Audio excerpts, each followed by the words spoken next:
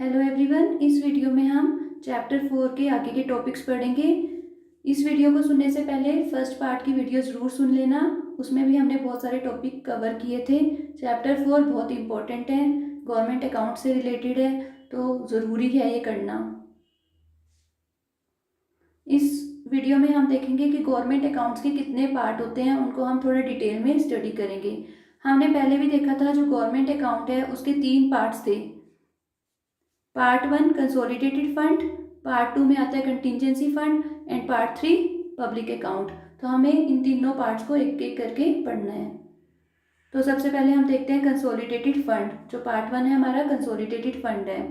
जो consolidated fund है वो फर्दर 2 डिविजन्स में डिवाइडेड है। 2 डिविजन्स कौन कौन से होते हैं इसकी? Revenue and capital. जो रेवेन्यू डिवीजन है इसके फर्दर 2 सेक्शंस हैं, रिसीट एंड एक्सपेंडिचर। ऐसे जो कैपिटल डिवीजन है इसके 3 सेक्शंस होते हैं, रिसीट, एक्सपेंडिचर और कौन सा? Public debt, loan and advances. जो public debt, loan and advances वाला सेक्शन है इसी के अंदर आता है appropriation to contingency fund and interstate settlement. तो आपको ध्यान रखना है जो कंसोलिडेटेड फंड है इसके 2 डिविजन्स होते हैं, रेवेन्यू एंड कैपिटल। जो रेवेन्यू डिवीजन है इसके फर्दर 2 सेक्शंस हैं, रिसीट एंड एक्सपेंडिचर। लेकिन जो कैपिटल सेक्शन है उस कैपिटल डिवीजन है उसके 3 सेक्शन हैं, receipt, expenditure, public debt, loan and advances. और जो इंटरस्टेट सेटलमेंट की ट्रांजैक्शंस होती हैं वो भी कैपिटल डिवीजन में आती हैं। एप्रोप्रिएशन टू कंटिजेंसी फंड की भी कैपिटल डिवीजन में ही आती हैं। तो आपको ये पता होना चाहिए, बहुत इंपॉर्टेंट है। नेक्स्ट, अभी हमने देखा कि जो कंसोलिडेटेड फंड होता है उसके 2 डिवीजन हैं, फिर उसके डिविजन्स के फर्दर सेक्शंस हैं। अब जो ये सेक्शंस होते हैं उनको भी फर्दर सेक्टर्स में डिवाइड किया जाता है। इन सेक्टर्स को डिनोट करते हैं as general services sector, social services sector, economic services sector, और इनको किसी अल्फाबेट से डिनोट किया जाता है। जैसे जनरल सर्विसेज सेक्टर को कैपिटल ए से डिनोट किया जाता है, तो आपको ये पता होना चाहिए। और ये जो सेक्टर्स होते हैं इनके आगे आते हैं फंक्शंस या सर्विसेज जो भी गवर्नमेंट प्रोवाइड कर रही है। अब ये जो फंक्शंस होते हैं इनको कौन रिप्रेजेंट करता है? Major head. ठीक है, तो आपको ये सब चीज़ें पता होनी चाहिए कि जो हमारा कंसोलिडेटेड फंड है इसके 2 डिविजन्स हैं, रेवेन्यू का एंड कैपिटल का। जो रेवेन्यू डिवीजन है इसके 2 सेक्शंस हैं, रिसीट एंड एक्सपेंडिचर। ऐसे जो कैपिटल डिवीजन है इसके 3 सेक्शन हैं, रिसीट, एक्सपेंडिचर और कौन सा था?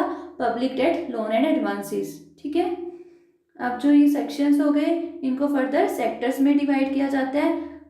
जैसे हो गए general services sector, social service sector, economic service sector, और फिर इन सेक्टर्स को फर्दर किस में डिवाइड किया जाता है? फंक्शंस में। और इन फंक्शंस को कौन डिनोट करता है? Major head.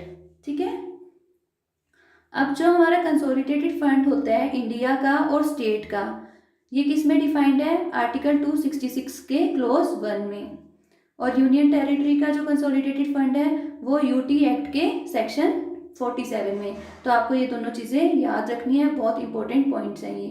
ठीक है, अब हमारा पार्ट 2 जो है वो है कंटिजेंसी फंड। जो कंटिजेंसी फंड होता है इसमें जो भी ट्रांजेक्शन्स रिकॉर्ड की जाती हैं वो सिर्फ एक ही मेजर हेड के अंडर की जाती है, यानी कि कंटिजेंसी फंड का सिर्फ एक मेजर हेड होता है। ठीक है, कंसोलिडेटेड फंड में तो बहुत सारे मेजर हेड हैं, लेकिन कंटिजेंसी फंड में सिर्फ एक मेजर हेड होता है जिसे हम 8000 से डिनोट करते हैं। जो मेजर हेड होता है ना वो 4 डिजिट से डिनोट किया जाता है, इसलिए यहाँ पे जो मेजर हेड की डिजिट्स हैं वो 4 ही हैं और क्या है? 8000। तो आपको याद रखना है कि 8000 किसका मेजर हेड है? कंटिजेंसी फंड का। ये सारी ट्रांजैक्शंस जो कंटिजेंसी फंड से रिलेटेड होती हैं इसी हेड में रिकॉर्ड की जाती हैं। अब जो कंटिजेंसी फंड होता है इंडिया का वो किस में डिफाइंड है? आर्टिकल 267 के क्लोज 1 में। स्टेट का आर्टिकल 267 के क्लोज 2 में। यूनियन टेरिटरी का यूटी एक्ट के सेक्शन 48 में। ये तीनों चीज़ें इंपॉर्टेंट है, आपको याद रखनी है, क्वेश्चन पूछ सकते हैं इन सबसे। Next is public account. हमने देखा था 3 पार्ट है, part 1 consolidated fund, part 2 contingency fund, तो पार्ट 3 पब्लिक अकाउंट। जो पब्लिक अकाउंट है इसमें कौन सी ट्रांजेक्शन्स आती हैं? हमने देखा था कि जो कंसोलिडेटेड फंड है उसमें पब्लिक डेट वर्ड यूज़ किया था, तो उसके अलावा जो बाकी के डेट्स होते हैं वो पब्लिक अकाउंट से रिलेटेड होते हैं। और रिजर्व फंड की ट्रांजेक्शन्स, एडवांसेस, सस्पेंस, रेमिटेंस की, कैश बैलेंस की, ये सारी जो ट्रांजेक्शन्स हैं ये किस में आती हैं? पब्लिक अकाउंट में। इस बार क्वेश्चन पूछा हुआ था, तो आपको ये पता होना चाहिए कि किस टाइप की ट्रांजेक्शन्स किस अकाउंट में आती हैं। ठीक है, तो advances, suspense, remittance, cash balance की किस में आती है? पब्लिक अकाउंट में आती हैं। अब पब्लिक अकाउंट में भी सेक्टर्स होते हैं, सब सेक्टर्स होते हैं और मेजर हेड्स होते हैं बहुत सारे। ठीक है, इनमें भी जो सेक्टर्स होते हैं उनको अल्फाबेट से डिनोट किया जाता है। अब जो हमारा पब्लिक अकाउंट होता है इंडिया या स्टेट का, वो किस में होता है डिफाइंड? आर्टिकल 266 के क्लॉज 2 में। ये भी आर्टिकल आपको याद रखना है। जो यूनियन टेरिटरी गवर्नमेंट होता है उसका कोई भी सेपरेट पब्लिक अकाउंट नहीं होता, तो फिर यूनियन टेरिटरी की जो भी ट्रांजेक्शन्स पब्लिक अकाउंट से रिलेटेड होती हैं वो किस में रिकॉर्ड की जाएंगी? वो public account of central government यानी कि पब्लिक अकाउंट ऑफ इंडिया में। जो पब्लिक अकाउंट ऑफ इंडिया है वो सेंट्रल गवर्नमेंट की भी कर रहा है यानी कि यूनियन की भी और यूनियन टेरिटरी गवर्नमेंट की भी रिकॉर्ड। इस बार क्वेश्चन पूछा हुआ था, ये वाला इंपॉर्टेंट है। अभी हमने देखा कि गवर्नमेंट अकाउंट के कितने पार्ट्स होते हैं, कितने उनमें आगे हेड्स वगैरह होते हैं।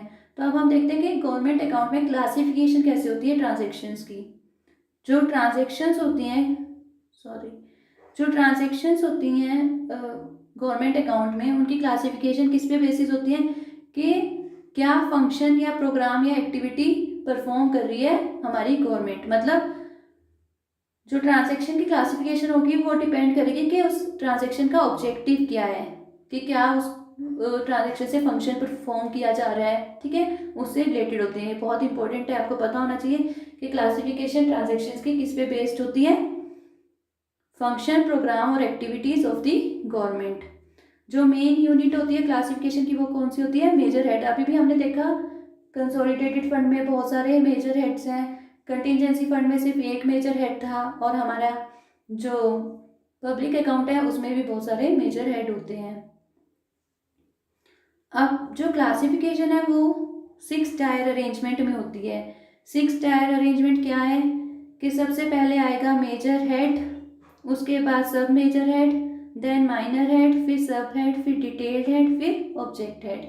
जो हमारा मेजर हेड होता है वो डिनोट करता है फंक्शन को, कि जो ट्रांजैक्शन है वो किस फंक्शन या सर्विस से रिलेटेड है।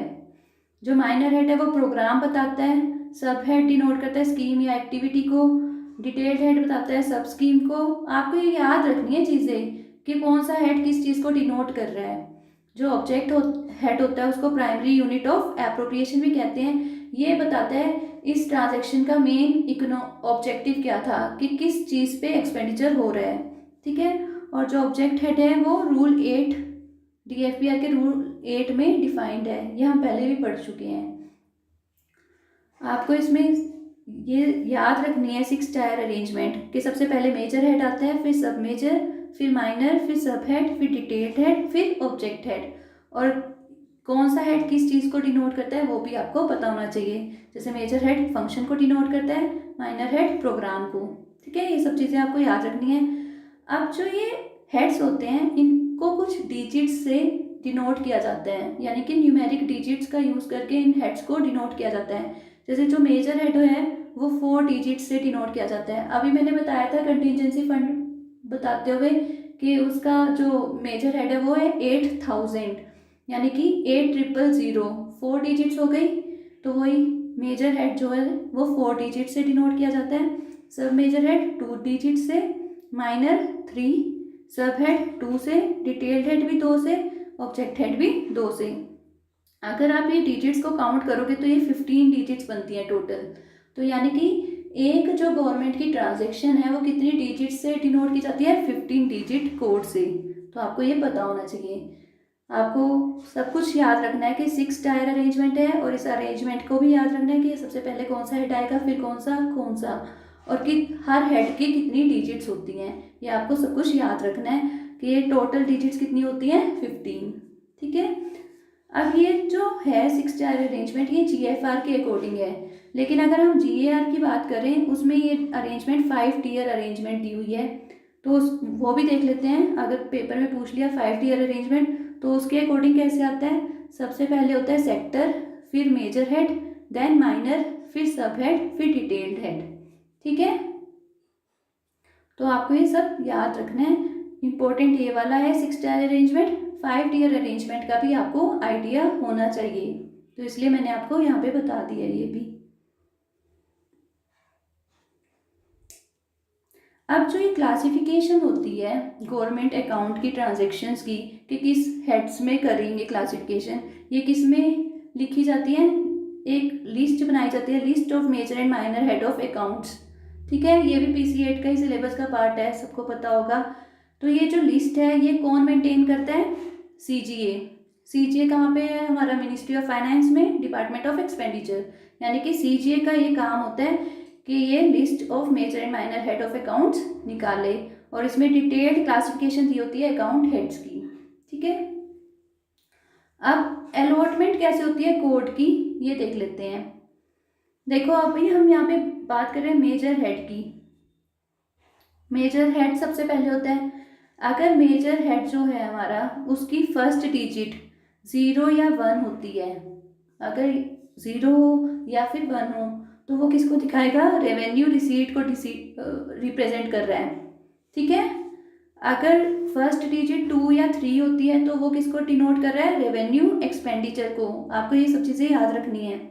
अगर फर्स्ट डिजिट 4 या 5 हो तो यानी कि वो क्या है, एक कैपिटल एक्सपेंडिचर। हाँ, मतलब फर्स्ट डिजिट को देख के ही बता सकते हैं कि ये कौन से हेड से रिलेटेड है।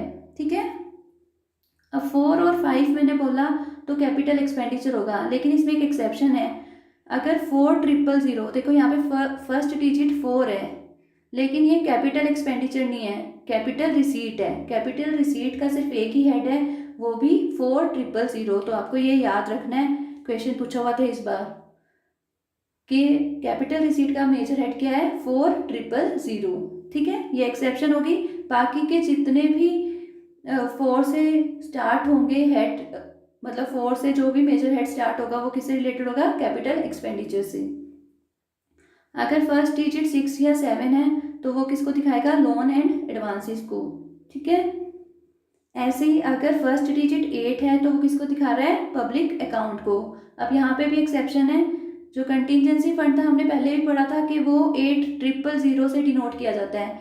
8000 उसका मेजर हेड है, तो यहाँ पे 8 फर्स्ट डिजिट होगी, तो होना तो ये पब्लिक अकाउंट चाहिए था, लेकिन ये एक्सेप्शन है कि सिर्फ 8000 क्या है, कंटिजेंसी फंड है। बाकी के जो भी 8 से स्टार्ट होते हैं वो किस में आएंगे, पब्लिक अकाउंट में। तो ये आपको याद रखना है कि फर्स्ट डिजिट अगर 0 या 1 है तो वो क्या होगा, रेवेन्यू रिसीट।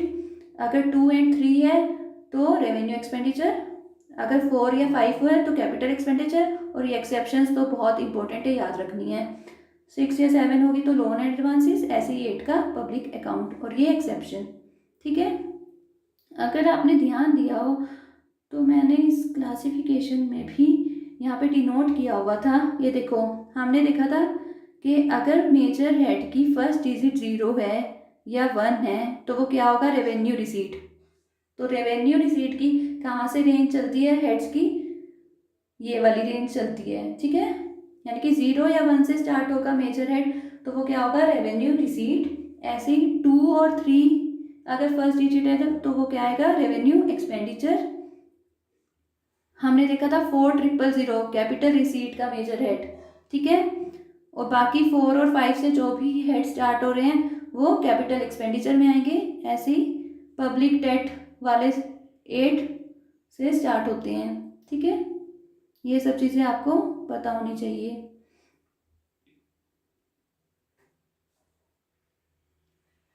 नेक्स्ट चीज़, अब ये जो हेड्स हैं उनको कौन ओपन कर सकते हैं, जो हमारा CG है उसके पास ये पावर है कि वो new head of account open कर सकता है, लेकिन किसकी एडवाइस लेनी पड़ेगी उसे, कैग की। ठीक है, और ये पावर जो मिली है CG को कहाँ से मिली है, आर्टिकल 150 से। ठीक है, हमें पता ही है कि आर्टिकल 150 क्या कहता है कि जो फॉर्म है, किस फॉर्म में गवर्नमेंट अकाउंट्स को रखा जाएगा वो कौन बताएगा? President on the advice of CAG. लेकिन वो जो प्रेसिडेंट की ड्यूटी है वो कौन परफॉर्म करता है? सीजीए। ठीक है, तो जो सीजीए है वो ही new head of account open कर सकता है on the advice of CAG, ये आपको पता होना चाहिए। जो सब हेड और डिटेल्ड हेड होते हैं उन्हें कौन ओपन करता है? मिनिस्ट्री या डिपार्टमेंट कर सकती है in consultation with budget division. ठीक है, मिनिस्ट्री ऑफ फाइनेंस के बजट डिवीजन की कंसल्टेशन से जो मिनिस्ट्री या डिपार्टमेंट है वो खुद ही सब हेड या डिटेल्ड हेड किसी भी मेजर हेड के अंडर ओपन कर सकती है। जो पब्लिक अकाउंट ऑफ इंडिया है, मतलब हमारा जो पब्लिक अकाउंट है, उसके जो सब हेड या डिटेल्ड हेड है ना, उसको कौन ओपन करेगा? जो मिनिस्ट्री या डिपार्टमेंट का प्रिंसिपल अकाउंट्स ऑफिसर होगा वो ओपन कर सकता है। ये चीज़ें आपको पता होनी चाहिए। ऐसे ही ऑब्जेक्ट हेड हमने पहले ही पढ़ा था कि DFPR के रूल 8 में डिफाइंड है ये, इसे प्राइमरी यूनिट ऑफ एप्रोप्रिएशन भी कहते हैं। इसको अमेंड करने की या इसको मॉडिफाई करने की या नया ओपन करने की किसके पास पावर है? सीजीए के। सीजीए ओपन कर सकता है न्यू ऑब्जेक्ट हेड को या इसको मॉडिफाई भी कर सकता है। ठीक है, किसकी एडवाइस पे करेगा? सीजीए, कैग की। तो आपको ये पता होना चाहिए कि कौन किसके पास पावर है to open new object head, ऐसे ही सब हेड वगैरह, आपको ये सब कुछ ध्यान रखना है। अगर कोई भी डाउट होता है कि किस हेड के अंडर किसी ट्रांजैक्शन को क्लासिफाई करना है, वो कौन बताएगा? मिनिस्ट्री ऑफ फाइनेंस या फिर सीजीए, वही वहाँ पे क्लैरिफिकेशन के लिए इसे भेजा जाएगा। मिनिस्ट्री या डिपार्टमेंट में कभी भी डाउट होता है कि किसी ट्रांजैक्शन को कहाँ क्लासिफाई करें, किस हेड के अंडर क्लासिफाई करें, तो वो क्या करते हैं? उस डाउट को क्लियर करने के लिए कहाँ पे भेजते हैं? सीजीए से, मिनिस्ट्री ऑफ फाइनेंस से पूछते हैं। तो आपको ये सब चीज़ें पता होनी चाहिए। अब हमने जो वीडियो 1 थी इसकी पार्ट 1, हमने उसमें देखा था कि जो रेलवे का डिपार्टमेंट है, डिफेंस का, पोस्ट एंड टेलीकम्युनिकेशन का, उनके पास थोड़ी एक्सेप्शनल पावर्स हैं। तो उसी के से रिलेटेड जो ये डिपार्टमेंट्स हैं, इनके पास पावर है कि वे अपने सब हेड और डिटेल्ड हेड को भी ओपन कर सकते हैं। ठीक है, यानी कि सीजीए इनके या मिनिस्ट्री ऑफ फाइनेंस नहीं करेगी, इनका खुद का जो ये डिपार्टमेंट्स हैं ये खुद ही अपने सब हेड या डिटेल्ड हेड को ओपन कर सकते हैं। लेकिन किसकी कंसल्टेशन से? जो इनके एक्रेडिटेड ऑडिट ऑफिसर होंगे वो उनकी प्रेजेंस में, उनकी कंसल्टेशन से ही ये ओपन कर सकते हैं। और ये कब से स्टार्ट हुआ है? With effect from 1982-83। तो आपको ये पता होना चाहिए। और कंसल्टेशन किसकी लेंगे? एक्रेडिटेड ऑडिट ऑफिसर की, जैसे रेलवेज वाले ADAI की। ठीक है, जो डायरेक्टर होता है ऑडिट का। ऐसे डिफेंस सर्विसेज वाले का डायरेक्टर।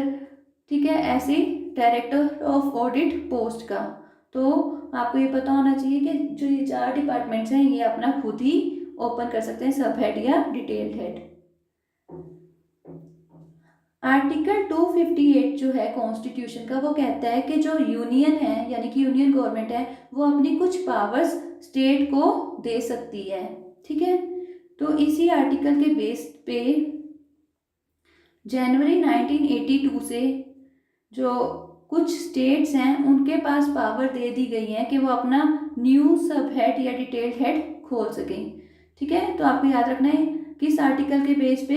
आर्टिकल 258 के क्लोज 1 में कहा गया था कि यूनियन गवर्नमेंट अपनी कुछ पावर स्टेट गवर्नमेंट को दे सकती है। तो उसी प्रोविजन से जो स्टेट्स हैं उनको ये वाली पावर मिल गई है कि वो अपना सब हेड या डिटेल्ड हेड खोल सकते हैं। जैसे जम्मू कश्मीर में, महाराष्ट्र, मणिपुर, सिक्किम, वहाँ पे ये लागू हो चुके हैं 1982 में। ठीक है, ऐसे कुछ यूनियन टेरिटरीज को ये पावर मिल चुकी है कि वो अपना सब हेड डिटेल्ड हेड खोल सकें। किस आर्टिकल के अकॉर्डिंग? आर्टिकल 239 के क्लोज 1 के अकॉर्डिंग। तो आपको ये आर्टिकल नंबर याद रखने हैं कि कौन सा स्टेट से रिलेटेड है, कौन सा यूटी से। ठीक है, बहुत इंपॉर्टेंट पॉइंट्स हमने इस वीडियो में कवर किए हैं, इसको अच्छे से पढ़ लेना, रिवाइज कर लेना, बहुत इंपॉर्टेंट है। Thank you.